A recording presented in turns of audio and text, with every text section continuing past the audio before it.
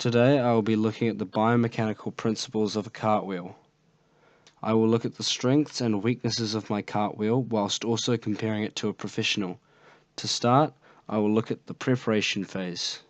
A biomechanical principle that was a strength for my preparation phase was levers. My body is acting as a first-class lever.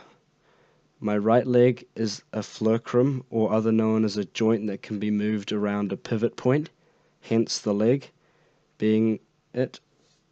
The back leg is the resistance arm, and the chest and arms are the effort arms. This is because the further away the effort arms to the fulcrum / right leg, the easier it is to lift that load.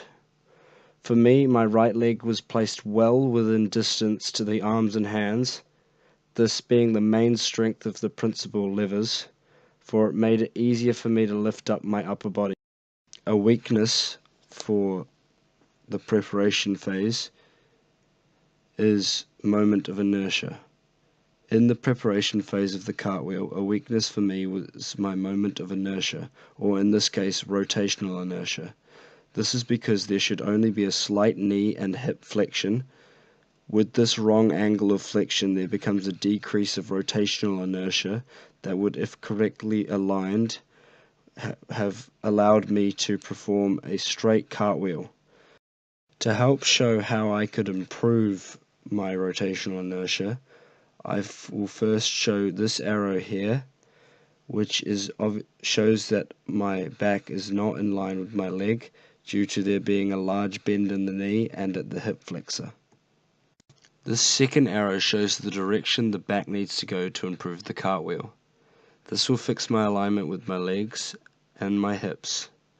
At the moment of this position, it is too low for the cartwheel, therefore making it more difficult to pull off. This phase begins with a lunge, which means there's a slight flexion in the knee, but not past the toes. The majority of the weight is leaned on the metatarsals, or the balls of your feet. This is where the force production begins so that you can leave/release off the ground. In the preparation phase, my arms will be superior to my head, being beside my head/my ears. Muscles used in this: hamstring groups and quadriceps, chests, pectoral majors, deltoids and rotator cuffs to raise the arms. Moving on to the cartwheel's execution phase. A strength for me during the execution phase of a cartwheel is Newton's laws. Newton's second law is introduced. This states that force equals mass times acceleration. This means in the cartwheel, the larger the mass of the person, the more the force needs to be exerted.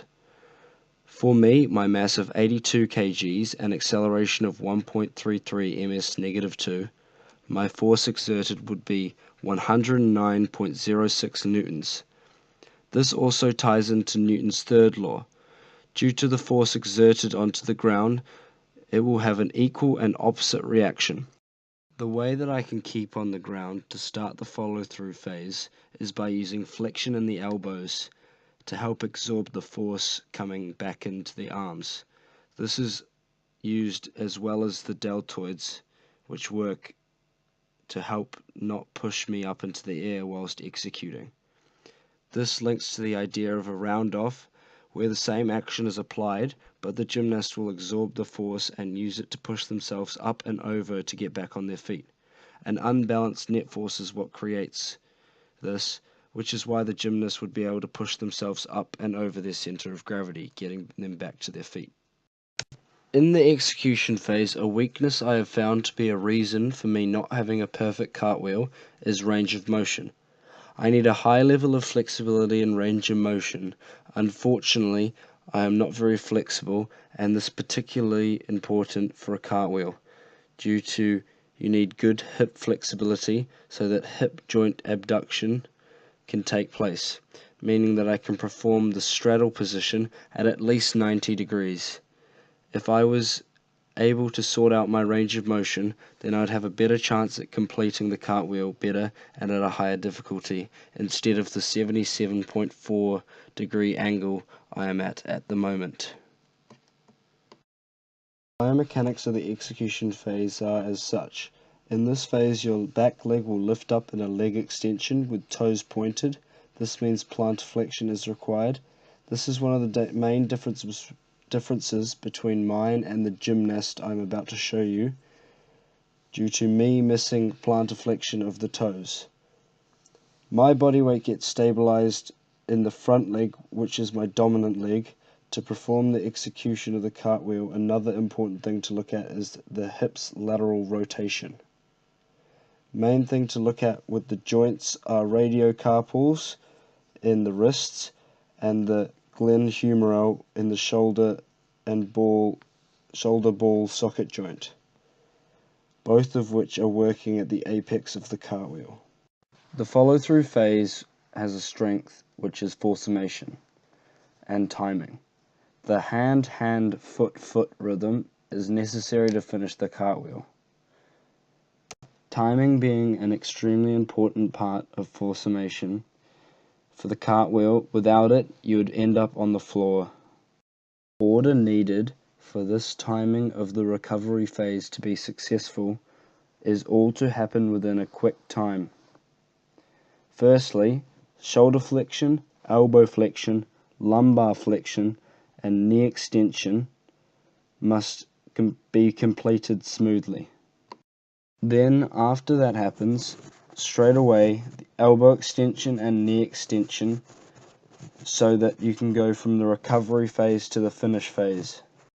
Then ending in what should have been a knee extension to finish on a standstill, but ended up being a stutter and loss of balance at the end as seen here.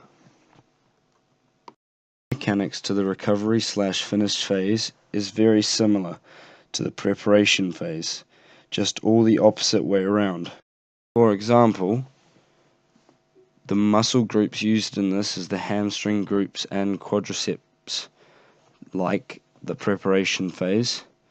Deltoids and rotator cuffs are both used to help bring your body back up straight, and the chest and back is also used. And I believe that I had a strong and well done cartwheel. My biomechanical strengths of levers, Newton's law, and formation all ended up being better than my weaknesses of moment of inertia and range of motion, therefore allowing me to have a well-oiled and reasonably smooth cartwheel to critique.